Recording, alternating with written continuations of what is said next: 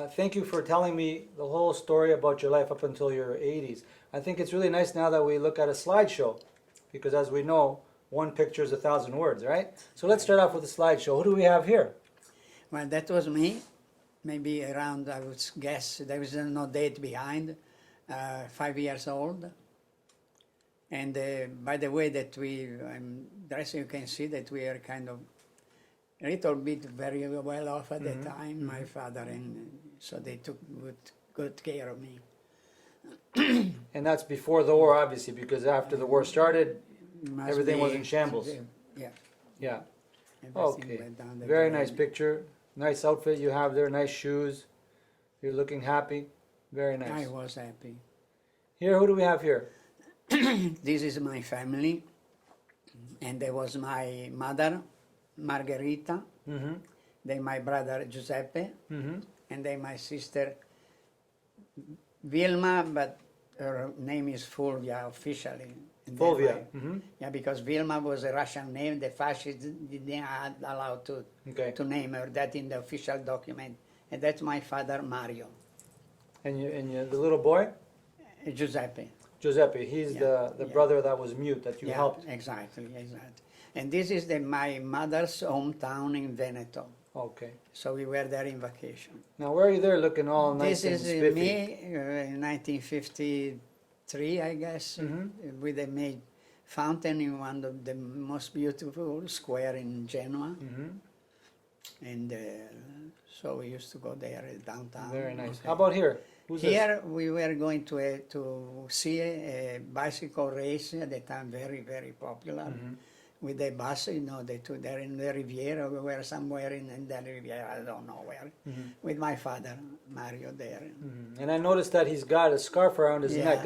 Was that traditional Yeah, for? he always wear, my father, he always wear, he was a, Nice, very nice. And you also had a vest on. You had a tie on. You're looking sharp. Very nice. Thank you. Now, where are we there? We were in Switzerland during one of many vacations that we had over there. And this is one of those passes. Look, Manier is 1,920 meters high. A beautiful place. They have a lake nearby. And Very nice, very nice. So you're up there. How did you get up there? with the car. Okay. Sometimes I drove with the car. For a while I have a very asthmatic 600 Fiat. Very asthmatic. I had to travel with All right. water. Hey, we haven't played any chess. I'm going to make a move after so long. Let's try to make a few moves now because we'll never finish the game. And if we don't, it's okay. Let's look at the next picture. How about here? What do we have here? This is my wife's family, and that was her father Torquato, her mother Anita, Uh-huh. her older sister Giovanna, Uh-huh. and the mid-sister Clotilde, but we name her Didi, Didi and my future wife. and your future wife Rosanna. 1954, Rosanna, Yeah, yes. and how many years apart were you here from your wife? How old were you compared to your wife? Well, when she was 18, I was 22, Okay. 4 I see. years. And this girl here, just so I understand, she's the one that's married to your brother-in-law? Yes, yes. And- We went to chaperone because her sister was a company Right, I all see, the I time. see. Okay, and there's a nice picture of the two of you. Where are you at there? We were in our favorite beach, Vesima, and that's where around that place. We were in a rock, you can see that. So was this after or before the time you lost the ring? This was after. Oh, this was after, okay. Yeah. So you had the I ring on think your it hand was, there. it was after. Okay, very nice. And here obviously it's on your wedding day. The wedding day with her smile and then me and then the flower, and then we were going to the train station to get to our destination, which was the Zenzano del Garda, which was one of the major, most beautiful lake in Italy, in northern Italy. Is that where you spent your honeymoon? Spent 3 days. because Very I nice. couldn't afford any more. Very than nice, that. yeah. Very beautiful picture there. Now this one is very interesting. You're on board the Olympia. Yeah, yes. And again, that reminds me of when we came over, I was only 5. But I love that picture. Tell me, what was going on in your mind, when you're on that boat and waiting to come to a new country that you've never been to before? Well, I had once in a really fundamental is her support, her faith. She was really contagious. She made me feel much better than actually I was, because with her faith, it just, so I was very sure that I could succeed. It was a calculated risk. As a guy told me, my mentor at the Canadian consulate said, your knowledge, you won't have any problem to find a job. And really after 2 weeks, I found my first job in design for industry down on Crawford Avenue. Very nice. So your wife supported you My completely. wife She was your a- pillar of strength. It was yes, a pillar of strength. That's awesome, yeah. That's why my love kept on going and going and going with her course, quality. of course. I was very lucky, Steve. Tell us about this picture. What's going on These here? were here in one of the most famous resort in the Italian Riviera, Okay. Ligurian Riviera, where we had Portofino. Okay. And that was my wife. She made her dress. She made that dress. She was a particular. seamstress. She was a seamstress. Yes, yes. Among other things, she could do anything, make pants or make. So did she make your outfit as She well? Your made shorts? many of their outfit, and even the picture that you saw on the getting to know you at the village, at the nursing home. She made her dress. Right. there. So, but you didn't hear my question. Did she make your shorts too? No, no. She could have made She it. could have, yeah. How about here? Here we Jackson were in Park. Jackson Park, 1967. Uh-huh. We just arrived, and Laura was just. Very So nice. we were just arrived at the beginning of their Canadian adventure, because it was really an adventure. It was Absolutely. an adventure. Going from one country you have to to another. conquer something. You have to, and if I may say so, I am immensely proud of what I could have done, with the help of a wonderful country as Canada is, because this is truly a wonderful country. It may not be perfect, but for me, always been good enough. Absolutely, yeah. And my wife too. And where are we here? We were in another famous resort in the Ligurian Riviera, Nervi, and that was my son, my daughter, and of course me and my wife. Very nice. Beautiful scenery there. And this is here in Canada. We rent a cottage on Bear Lake in close to Huntsville. We had a vacation. We had a lovely time and we had an aluminum boat. We had a black bear trying to scare the hell out of me. Oh, are you serious? We were traveling with a car, going to a road close by to the cottage. And she said, oh, in Italian, she said, oh, look at the black dog. It was a black bear. Oh He my crossed God. the road in front of me. So we were alone. Our friend had gone because she was sick, and we were supposed to go to Algonquin Park Right. that day. And so we had so we didn't know what to do. So we kept the aluminum boat. There was a huge rock, and the cottage was on top of it. So we could, just in case, to go with the oar, we forgot that the bear, they can swim much better than. So you made it safely, obviously. So we had a good time. Here we were in Langlois, the first house that we are renting. And again, there was Rosanna, Alex, and Laura. Okay, and it looks like you had a big garden there. Not really. This was my neighbor. We became very, very friendly with the neighbor there. Okay. And when Rosanna had to have Alex, the neighbor, which are very friendly still now, she took care of Laura while I had to go to work. She was taking her to school, giving her food. Nice neighbors. We yeah. had neighbor that, my God, we had so many good things in Beautiful. my life. Yeah. But did you do gardening at all in your life? No. Oh, okay. You didn't when do we that. moved in Forest Glade, yes. Okay. I had the width of the plot. Yeah. We had a narrow strip of we were planting anything. Okay, so you did do gardening. Rosanna was looking Very at nice, that. So very we had nice. tomato. Where are you here? Here we are in Rome to the street that goes to the St. Peter. We were vacationing, and Alexis took in the picture. So there was Okay. Laura. She was a teenager, and we had a nice vacation. Very nice. There? Here we're still in Rome. Yes. It was at a different time though. It wasn't the same time, No, right? it was the same time, the same year, Same? yes. Oh, okay, same time. So it was different. Very nice. Nice picture. How about here? Here is Laura's graduation from Brenna High School, and there was a game, me and her, and Where is that? Is that at Jackson Park? Where is it? Was that no, at the it school at was Brennan? it was a park with a church there, a church close to Brenna. Okay. All right. She had Oh, that's Wyandotte Street there. yeah, there Yeah. was a parking lot. It was Okay. The memory failed me there. That's okay. Your memory's really good. How about here? This is Alex's graduation Mm-hmm. from high school, again in Brenna. Okay, very good. And this was Laura when she got a degree in nursing. From the University of Nursing Windsor. from 4 years after the political science. Oh, okay. Because she realized there were too many of them. She looked at the book, and she said, So when she said, I want to go to nursing, me and Rosanna looked at each other. But she was fainting when she saw a little blood. Well, she became a good nursing. And I have so many witnesses, like you go through a place in the hospital, somebody stops, that's your daughter? Well, she did that many times, so she must That's have great. been good. That's great. That must be so nice for you to hear that, you know. Oh, compliments, yes. Yeah. That's why when I said enormously proud, Of course. which I am. Absolutely. I'm, And there you are playing the organ. this is the piano. organ in this little city where I play for my niece's wedding in the Baroque church built 1611. This church. And the organ was built in 620. They had just the electrical motor to make it. Sorry, it was, But you can see all those pads there.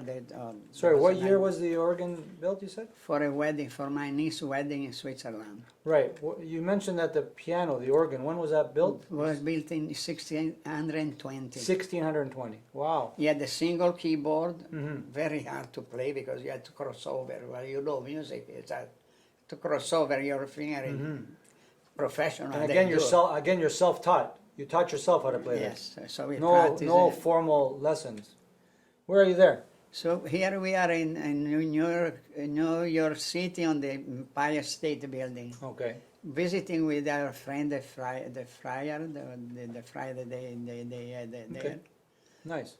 You see, at the time, this is my friend Renato, Your friend My and your brother. brother-in-law. my brother, yes. And this was 2019, when the last time. You were in Italy here, right? Oh, when in you went the to... railway station waiting for the train to go from there to downtown Genoa, where our apartment was there. Yeah, it's beautiful to have a relative who's also your best friend, you know? It's amazing. We always talk about, when I tell about this, when it's the press, I talk about all the... So I how's remember- how's his health right now? How's he doing? he has a pacemaker, and he complained that he's a little bit of felt dizziness. He get tired when he walk. But I tell him, Renato, you are 2 years older than me, I guess, so don't worry about that. Keep it up. We have to see each other again. Yeah, God willing, he'll be fine, you know, Next and you'll year, see him while the again. people, they go to Genoa, I go to shopping. We all go on the city. There is a nice restaurant, my God, nearby. They make pesto like Sounds so good. one Sounds so day. good. one day. How about here? This is when Alex got the first communion. Was one of the best friend, the friar, the pastor of the church, Father Dave. Is this at the Church of the Atonement here in She Forest is Lake? the one that when Rosanna died, he called me from Boston, because he's in Boston now. Okay. And he told me, when you had the funeral, call me because I want to come and say the mass for her. I So see. that's kind of friendship that we Yeah, have with them. Is it the This same? is same thing, the same hymn, person? and there is somebody gave me those pictures. I didn't make it. They sent the picture. How about this one? And this is our 55th wedding anniversary. This is the day after Christmas. And this is Father Bob, another of those, not Franciscan now, they are diocese priests. Before they were Franciscan. How about here? And here is in my house when Laura and Nicholas, we always kept them because Laura and Matt, they had a photo business going around for weddings and things like that. So they stayed with us for maybe 2 days. And Very nice. So we had a good memory with them. And this is what during Laura's wedding. Okay. Laura's wedding, we were at the Fogolar Furlan. Okay. And this instead was during Alex's wedding. Mm. Alex's wedding, the first wedding, when the wife eventually died at Condolences, 38. So it was, but Yeah. we were like the same wedding. Same way. How about here? Here is in our driveway, in our home. And she had one more dress that I like so much, I still have it. I couldn't get rid of it. Did your wife sew that dress as well? Yeah, she didn't make that. She bought. She bought that She one. bought it. Okay. Yeah. Beautiful, yeah. How about here? And this is when we were at a special wedding. And she was a flower girl. She was a Laura's colleague, like she was a nurse, and she got married. So who's that little girl? That's Alisa. That's your my granddaughter. granddaughter. Okay. Yeah. Very nice. And this is in a cruise. The last night, the gala dinner that they had the last night. I don't know if it's the first or the second, I don't remember that. But anyway, it was the gala. She was still okay. And here is in our parish center during a banquet or something, I don't know. And So that's Laura. Laura and Matt. And Matt Yeah. is your son-in-law? Yeah. Number one son-in-law? Number one Okay. son-in-law. And number one daughter. You can ask any better one, believe me. How about here? This is what our 9 o'clock choir, when I had three, each one with a wonderful voice. Each one of them, sometimes we practice through the telephone with those two girls. Because they at 9 o'clock on Sunday, they couldn't sleep. So we practice with the telephone. I would downstairs have an organ, I have to show you when you come home. Okay. And this is my resurrection choir. With the priest that is now there, Father Okay. Rob. Okay. But 5 people, they already died from that group there. They gone. This is my son. That's your son, Someplace, Alex? Alex, someplace, And your wife? and my wife, of course. How about here? This is Laura's cottage in northern Michigan. Okay. That's where we go kayaking on the lake in Okay. front of the. This is the back of the. excuse me, the back of the house. Okay. Now you love to kayak, right? Eh? You love to kayak, don't you? Oh, I love it. Yeah. I just love it. So that was, let's say, from the lower part, there was Sarah with Nicholas, a girlfriend, but they are no longer together. Then me, and then Ursula. She's Matt's brother's wife. Behind yellow is Michael, my grandson, Christina, Julia is Matt's sister, Alisa, and Laura. Very nice, very nice. How about this one? And this is during a wedding of Matt's niece, Lisa. And that again, there was Christina, Michael, Nicholas, Sarah, and Alisa. So they wanted to take a picture with me, so on the table. Very nice, very nice. Well, Franco, that was very, very nice to see all those pictures. And now, if you're ready, we can move on to the next section. Please. So at the start of our discussion, I talked about people living in the blue zones and how by them following the Power 9 principles of longevity, this seems to have resulted in them living well into their 80s, 90s, and 100s. So now I'd like to talk to you and ask you about your lifestyle over the years and see if maybe some of the things that you have done have also contributed to your wellness and longevity. So the first question I want to ask you, Franco, is describe over these years how your diet was from the time you grew up in Italy. What types of foods did you eat, and how did you eat them? Okay, our diet in wartime was nearly impossible to describe. The bad quality and the minimal quantity of all the heavily rationed food is preventing me from saying anything. Many times we went to bed, as I told before, eating only chestnut. After the war, our diet somewhat slowly improved. We ate lots of vegetables and fish. We had pesto with potatoes. We had farinata and zemino made of chickpeas mainly. We had a torta pasqualina, which was made vegetable, and a minestrone soup, especially with all kind of vegetable. So that's what we had at that time, and I remember only that. So it seems like you had a good variety of plant-based foods Yeah, yeah. with some animal, a little bit of meat. Always vegetable and on fish the and table. stuff. Always, Very always. nice. Some of them, like the minestrone, is something that you had to use a peculiar. They sell minestrone here, but it doesn't have the same rate. Not the same. You had to have special vegetable. Not all, like you take a bunch of vegetable, you put it in a pot and do it. No, they have to be a certain type of vegetable, like starting from the bean. So I don't know exactly how to say, but it was Very really a delicatessen. You had a well-rounded diet, mainly Yeah, focused on yeah, plants. Yeah. Describe your diet here in Canada over the years. Has it been the same as in Italy? Has it Yes, changed it over was the years? very much the same. Very much. We eat a lot of pesto because we grow our basil.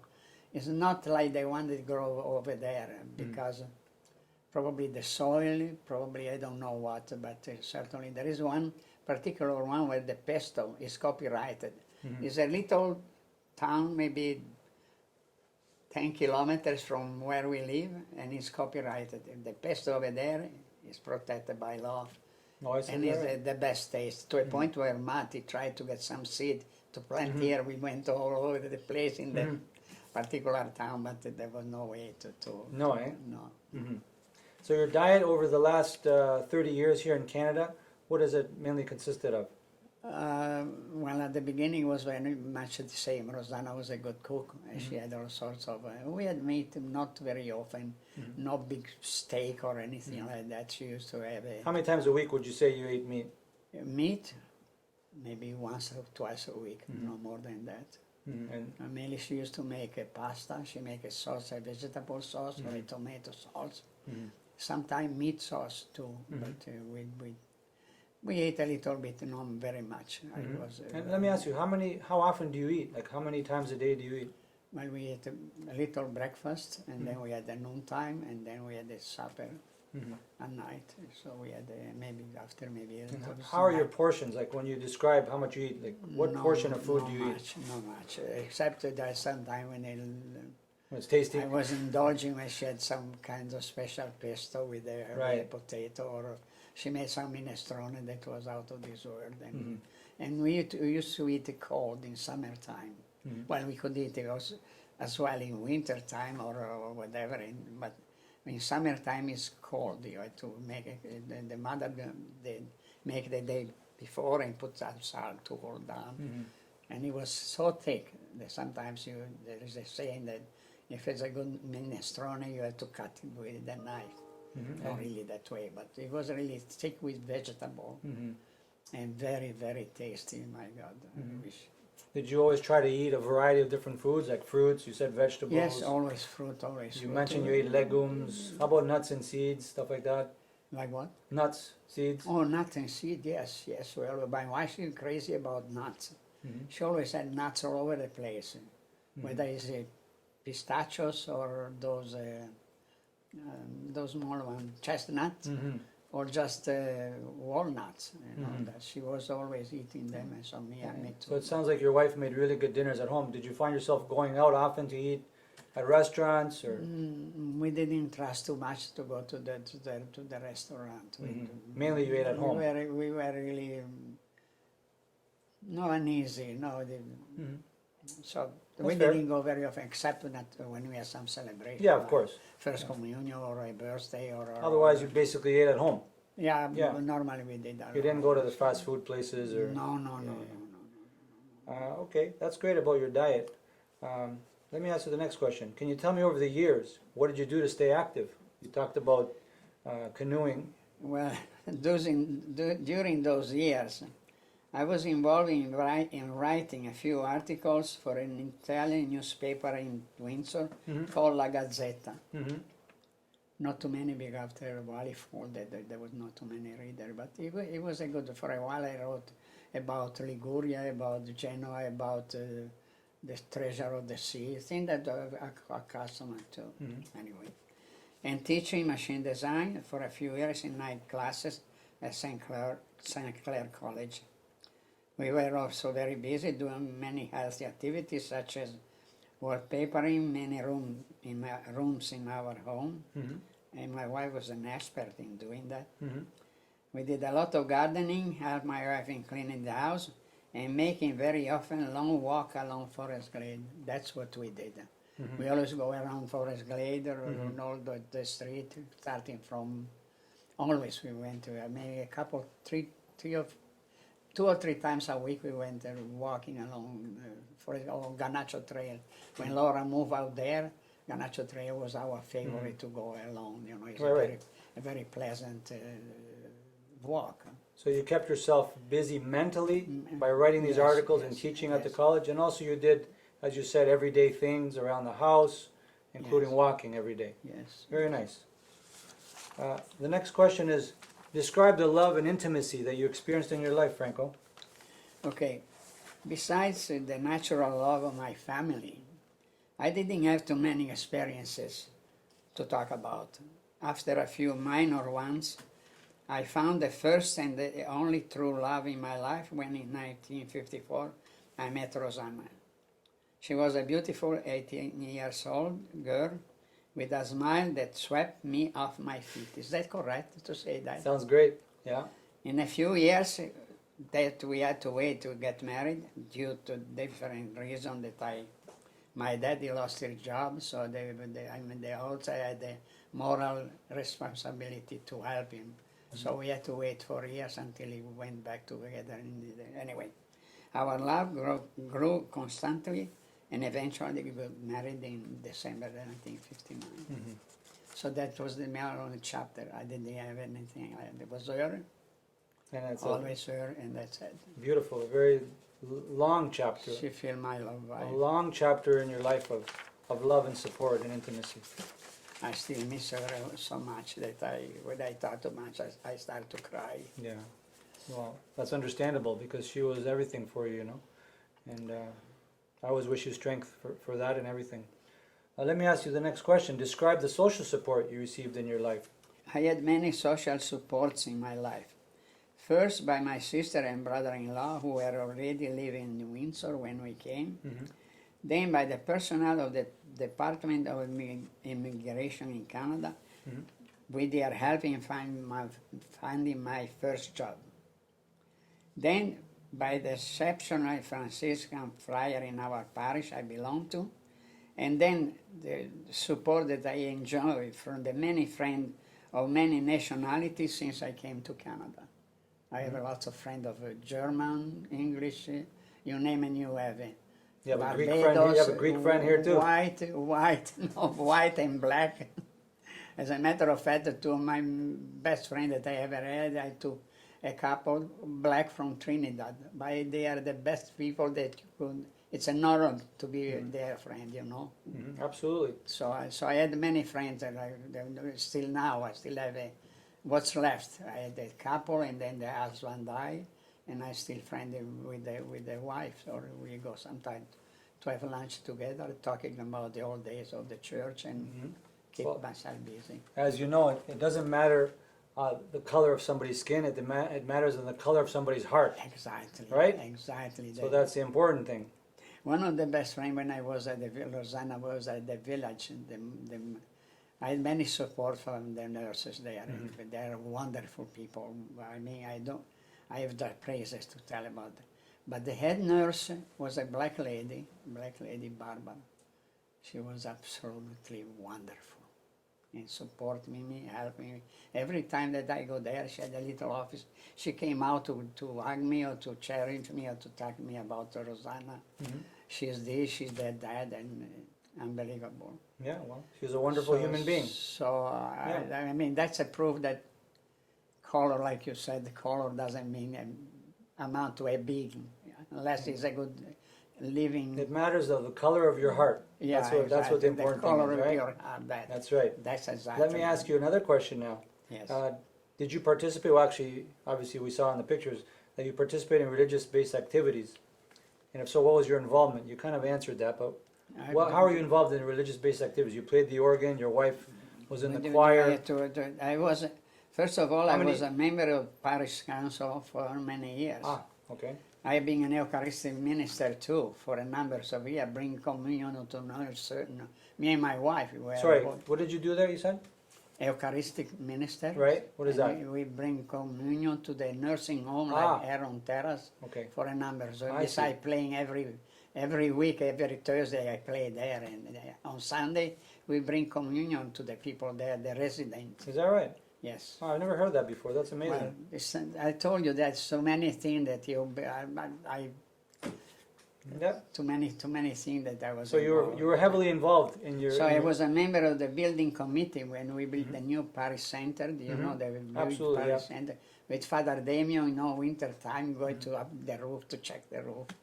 So you're on the church council. Yes. You were the building organist, committee. building committee. Yeah. And You then brought Eucharist to the nursing homes. yeah, and then You're always involved. You're always involved, is what you're saying. then I organized. Listen to this. This is one of the best memories. Mm-hmm. I organized 3 pilgrimages Okay. to our Franciscan Friar Monastery located in Graymore, upstate New York. Okay. The first one with the help of my 2 good friends, Father Blaise and Father Damien. Mm-hmm. It consists of 2 buses and 47 people. Mm. So I was involved. Beautiful. And then I became a self-taught organist with my wife. She had a lovely soprano voice. So together in almost 33 years of activity in our church mainly, I play and she sang for masses with many choirs, memorials, school graduation, funerals, including the memorial for the Essex Kent Scottish Regiment Mm-hmm. with the bagpipe.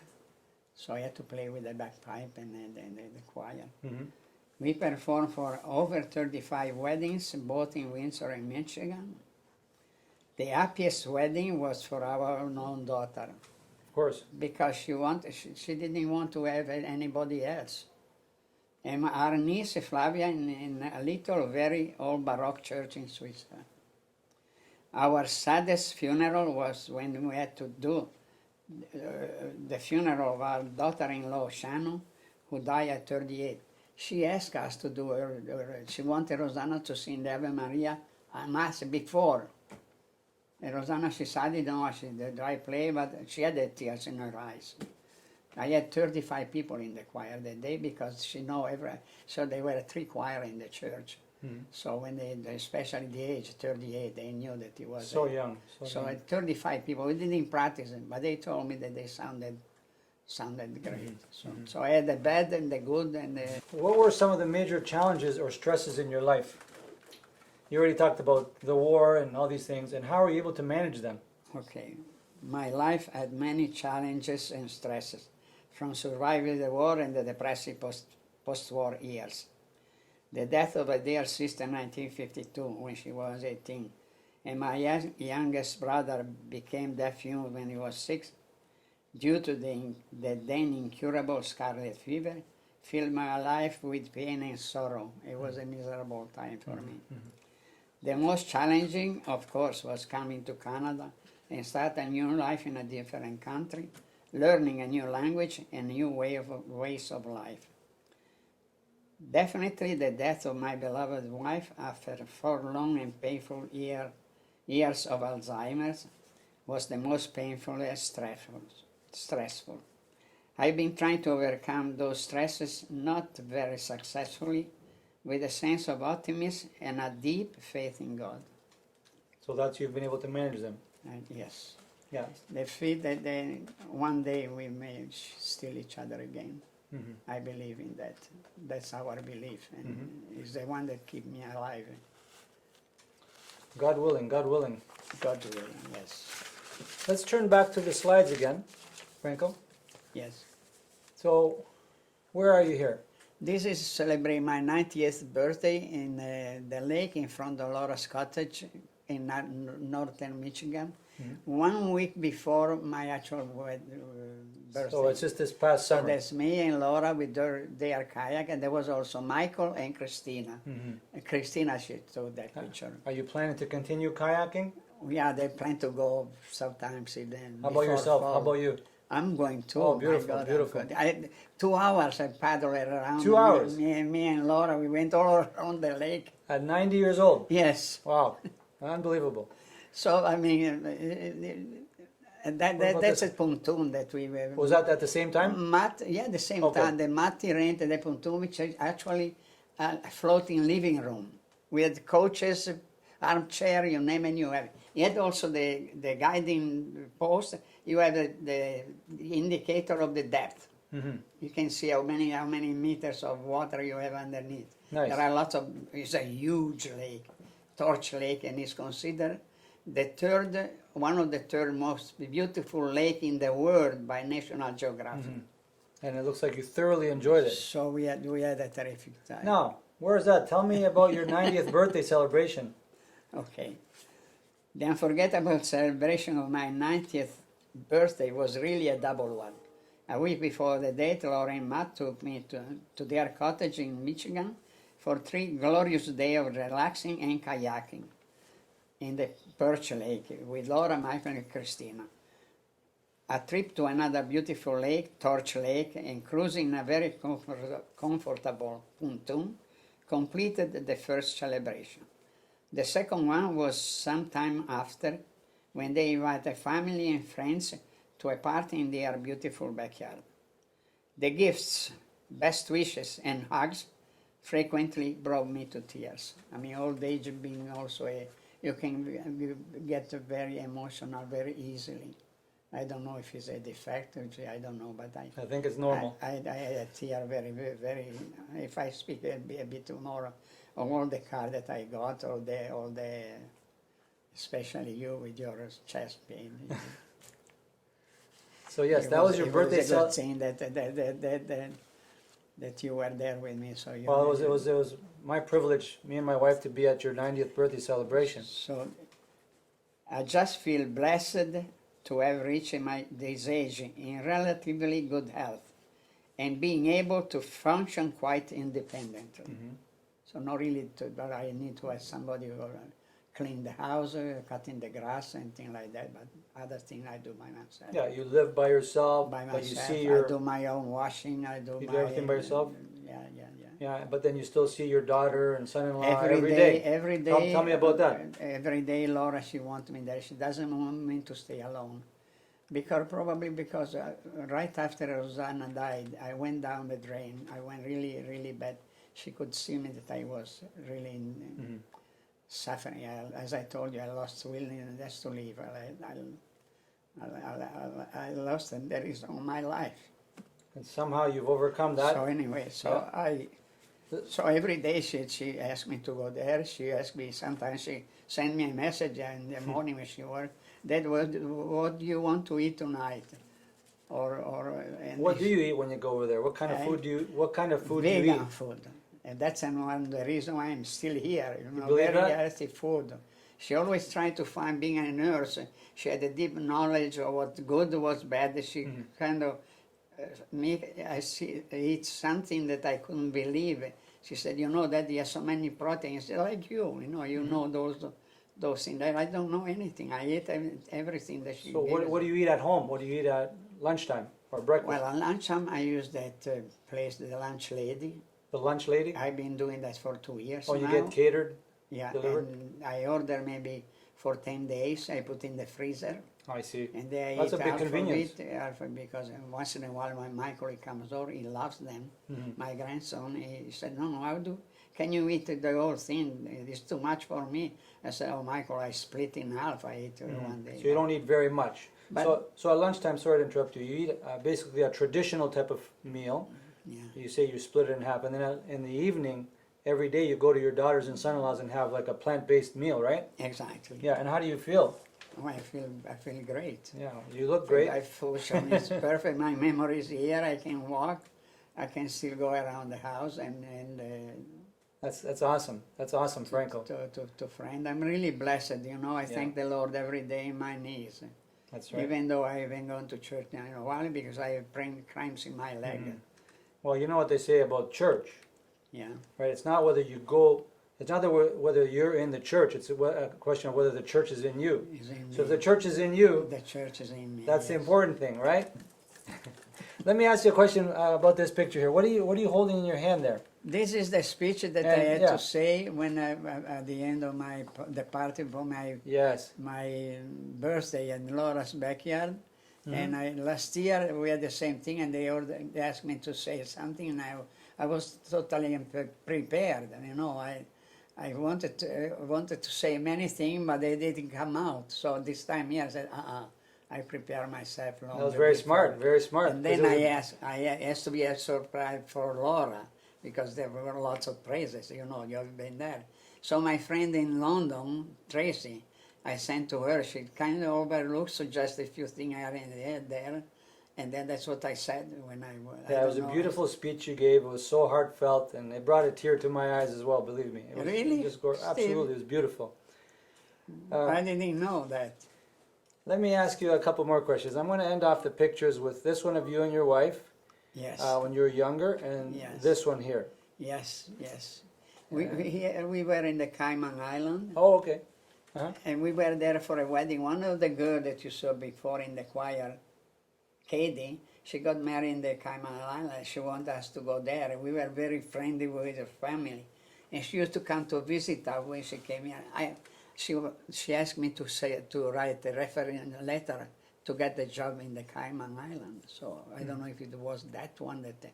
Anyway, she went there, she met a young guy there. She took him to visit us, he had lunch with us. Very nice. So we knew already her bridegroom to be. Mm-hmm.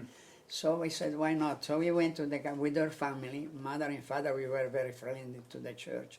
We had a wonderful time because Alex and Michelle came after, and we rented the car and we went all over the island, Cayman Island. And it was somebody mentioned the portrait of love. One of my friend, she wanted a picture. She said it's a portrait of love. It is, and that's why I chose it to be the last and defining picture. She was so happy. She was so...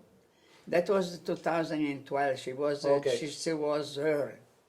After 2013, 14, Cuba, she started there to be a little bit forgetful. Mm-hmm. When did you lose your wife? How long ago? Oh, I lose a little by little. That was also the cross that I carried was so enormous.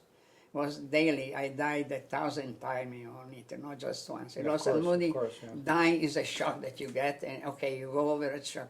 But for her, it was a day after when I visited her, and you see that degrading. So they started I think 2013.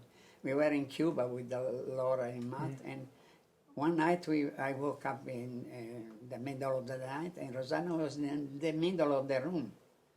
She was obviously lost, you know, so you can see her eye. There was so I asked Rosanna, what's happening? It was about a fraction of a second. Then she became her again. But from then on, she started to change. Her character, from sweet, she became a little more possessive, a little bit more, not aggressive, but it was not in her character to be. So to a point where I thought, oh my God, I'm losing her. She doesn't love me anymore. So from then on, once in a while, she had many memories, even at the village, at the nursing home. The nurses, they were telling me that she was so nice, so sweet with them. Everybody loved them, to a point where the morning that she died, it was 5 o'clock in the morning, and I was often distressed. I go out of the room, because the doctor came to check on her, and I was crying probably something. And when Laura came back after a while, she looked, that was something, you had your shirt all wet. What did you go on the rain? And no, I said, Laura, I have 5 or 6 nurses crying with me, apparently. She always smiled for everybody. As my friend Tracy, she was really... Alzheimer's is a very awful disease. I knew the last part she couldn't even stand up. Yeah. But if I can, I didn't want to do. If you want to see, I took a picture of her in bed 4 days before she had back her smile.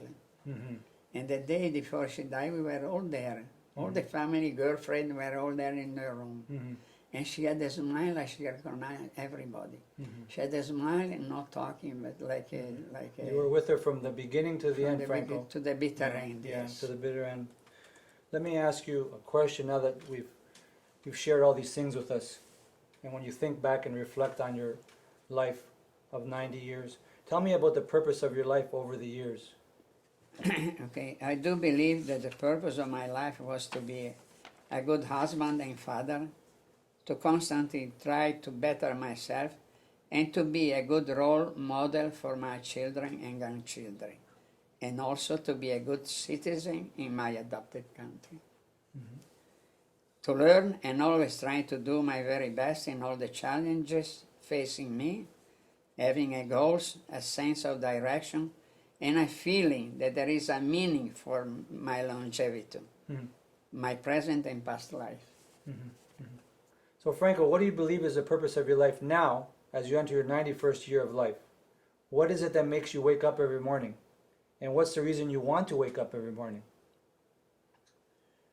Well, I have a deep faith in God, and there must be a reason why I'm still alive and blessed with my love, my best friend, my everything else, and must be still a role for my grandchildren to be a role model, because they obviously they learn a lot from me. They have all the story of my life, and I'm waiting. I know that Rosanna is waiting for me someplace. Sometimes I don't know when, and I hope now that I accepted her death, which I didn't accept at the beginning at all.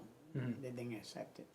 I accept her, and I think that I am to stay here for my daughter, my son, my grandchildren, because they have a part of my life, and I have been a part of their life. So they still sometimes search for some kind of guidance, and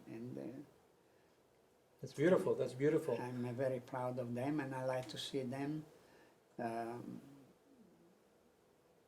get their place in society and be a good human being, you know, being the, and they are, effectively they are. I'm very proud of them, the three of them.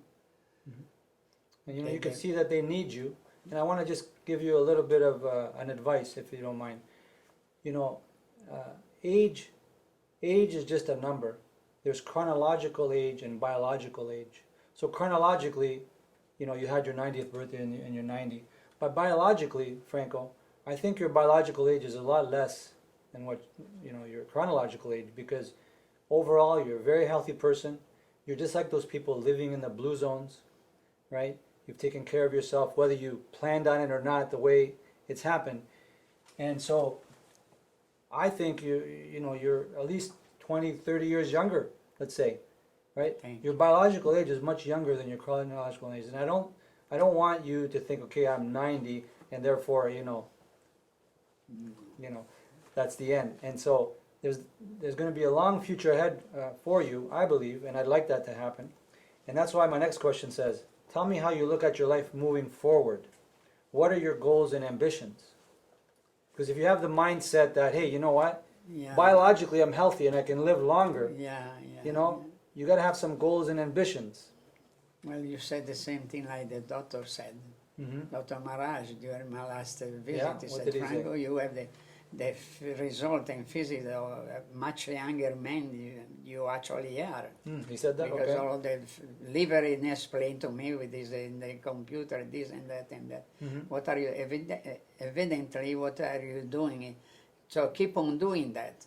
You know, keep on doing that, and even though, like I said, I smoked for so many years, and like I told you before, but you stopped. You stopped a long time ago. I stopped, but I smoked a few cigarettes a few years ago, and Rosanna was asking me. So anyway, but that's beside the point. So yeah. So what are your goals and ambitions? You want to be there for your family. You want to be there for your grandkids. I want to be beautiful. See, I said, moving forward, I will try to stay alive and healthy by eating the proper food, being active as much as I can, and keeping my brain occupied all the time. Because it's important to have the brain occupied by reading, studying anything, doing anything, but don't be a couch potato and sit down. And for the remaining years of my life, I will try to face an unknown future with grace, courage, and dignity. Some of my ambitions are hoping to be present at my grandson Nicholas graduation in architectural at the Mercer University in Detroit, and also be present at the graduation of my grandson Michael in a for a major in mechanical engineering. And you also mentioned that you've written memoirs for your grandkids. I always wrote Yeah. something because of Matt's mother. She was interested in wartime. I always had the story to tell her, and she kept on telling me, Franco, you should write a book, you should write. And then she mentioned, you should write something for your grandchildren, because once you are gone, nobody knows anything. So I started with the little thing, and I realized that they were mighty interested. So now they have a binder with a lot of things. My memory, how we met, how we came to Canada, a story of my life when I was young, everything that pertaining to me they have. So we have a deep connection between us, and not just grandfather and grandchildren, but also knowing our life, me and Rosanna. Of course. Going through life. Now, did you make this into a book, or is it just separate pieces of paper? Separate pieces. Once in a while, and then I asked Michael, would you think you'll be interested? Yeah, no, do it. So I write it down, and he look over if there is something to change. I change, because, you know, I write fairly well, but I'm not perfect like people were born here, so I don't pretend to be, but so I accept it. All this history and this journey that you have is so valuable. Yeah. And so if I could just make a suggestion as part of your goals and ambitions, you could write a book, you know, about certain parts of your life or your whole life, or put the memoirs together. I know that people would love to read your life's experience. So just a suggestion to add to... Matt's mother was telling me Yeah, all the same time, thing, yeah. all the time. As you know, we were very, very blessed to have a friendship with the Matt's family. We became adopted with them. Like, I'm still enjoying the friendship that they have. Well, that's the best thing, right? When you're friends with the in-laws, I am. Close. It's so important, right? Because when somebody marries another person, they also marry their family. So all the families, when they get along better, it's so much more enjoyable. Franco, next question. Are you doing okay? Because we're almost done. Yes, I'm enjoying tremendously that. So am I. Thank you. Franco, we're almost at the end of our discussion today. How are you feeling? You feeling okay? You ready for a couple more questions? Yes. Okay, ready for the finale here? I could offer a dozen questions.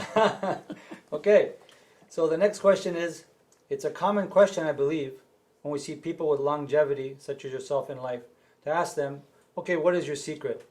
So if you could summarize the most important things for me or anyone to do to have a long, healthy, and happy life, what would you tell me, Franco? Okay, I firmly believe that my longevity is due to many factors. Being born in a good family is the first. A long, happily married life with a loving wife and 2 exceptional children is the second. Another important factor in my life is to have a very caring, supportive, and loving daughter and son-in-law. In addition, I have an helping and loving son and daughter-in-law. My job as machine designer, which I like very much, and my long involvement with music are the next important factors. Above all is a deep faith in God. Beautiful answer. Have you, now after your 90th birthday or ever before, decided how long you want to live at a minimum? Up to what age? Have you ever decided, thought about, hey, I want to live up until this certain age? Well, if I'm still in good health, I wouldn't mind to reach the 100 years old. Very good. But not if I am like a cripple or I can barely stay alive or breathing. Right. So you've set a time in your life that you'd like to live until, and that is fantastic. So why shouldn't you be in good health? Because you're in good health now. Well, I hope and pray. You have your mind, you have your health, you have a good plan moving forward. Yeah. When you wake up every day, you have a purpose for living. Yes. You know, so I think it's great that you can answer that question. I want to present you with a book called "I've Decided to Live to 120 Years." Oh my God! Thank you. That's a little present. And have a look at that book. And so, when a person decides to live to whatever age, I think it helps them.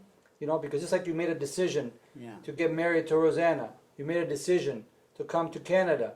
Yeah. You made a decision to be part of your church and choir and all these things that you've done. You've made actual decisions. And so now I'm happy that you said you'd like to live at least to 100, if not more. And then after that, we can only do so much. It's up to God what happens. But at the same time, we have a decision to make for our life. Yeah. Right? So I'm really happy that you did. And that's a great example of what you just said. And I believe that you will live to 100 and more, God willing. So. I have two more presents for you. Oh boy. This one is called the Mount Athos Diet. See, I know you like reading. And the Mount Athos, have you ever heard of Mount Athos? oh yeah, we saw in the movie, the 007. They went up to Mount. Did they? Oh, yeah, I didn't know which 007 that was. Which one was I it? know that it was on the top, and then they have an elevator outside. So what is Mount Athos, since you know It that? was a monastery. Correct. Oh, they probably went to Meteora. But let me tell you what Mount Athos is. Mount Athos is a monastery, is a number of monasteries in northern Greece in the Halkidiki Peninsula. And it's got, I think, about 22 monasteries. And I had the fortune to go there in 2018 and 2019 and spend a couple nights. And so I thought that you'd find that interesting because your diet, the diet that you follow, is very similar to that, where you eat usually twice a day. You eat, regular food, but you also eat plant-based food. We didn't talk about if you drink alcohol or not. I don't think you drink much alcohol. You don't smoke. You're a very religious person. You love God. You love the faith. You have faith. I believe it. And so I think you'll find that book very, very interesting I really like about to read about Mount Athos. May I say something to Sure, to sure. be there? Sure. Can you, before you say something, can I just give you one more present? Okay. Because I have one more present. Now this present here is actually the Blue Zones book. On the blue zone. Because after listening to your testimony today and everything you said, whether you knew it or not, Franco, you have led the Blue Zone's life. That's my opinion. You have done all those things that it says, the 9 power principles of longevity. And so I think that's a very good book for you to have, along with the other 2 books. Thank you.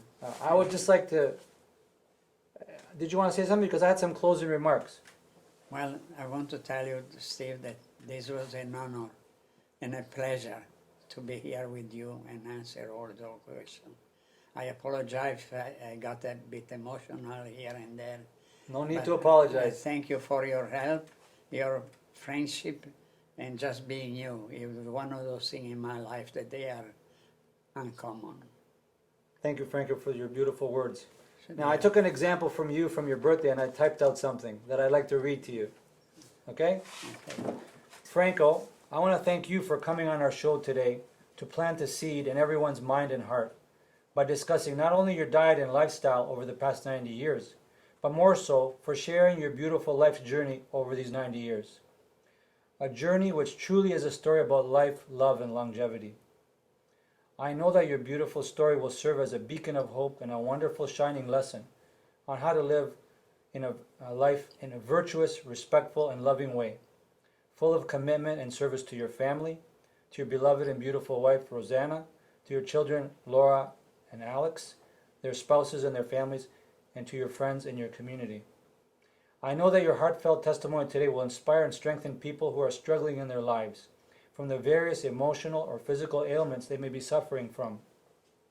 I am hoping, and I know you are too, that our listeners can use your wonderful story to reflect on their own lives in order to help them improve their life situations and persevere through the challenges that they are faced every day. I am hoping, as I know you are, that anyone who hears your beautiful story can use the example that you set of love, joy, peace, long-suffering, kindness, goodness, faithfulness, and self-control, so that they too can walk in the Spirit through their life's journey, enduring and finding contentment throughout all the good times and the bad, with grace and love, with God's blessing, just as you have, Franco. May God bless you to live many more years with health, happiness, and love, and may you be content to know that your life has made and continues to make such a positive and powerful inspiration in the lives of all those that you have touched with your service, your kindness, and your love, including myself. Franco, thank you from the bottom of my heart for sharing and blessing myself and our viewers with your beautiful and magical life's journey through the last 90 years of your life. And I wish you many, many years of life, love, and longevity. Gracias.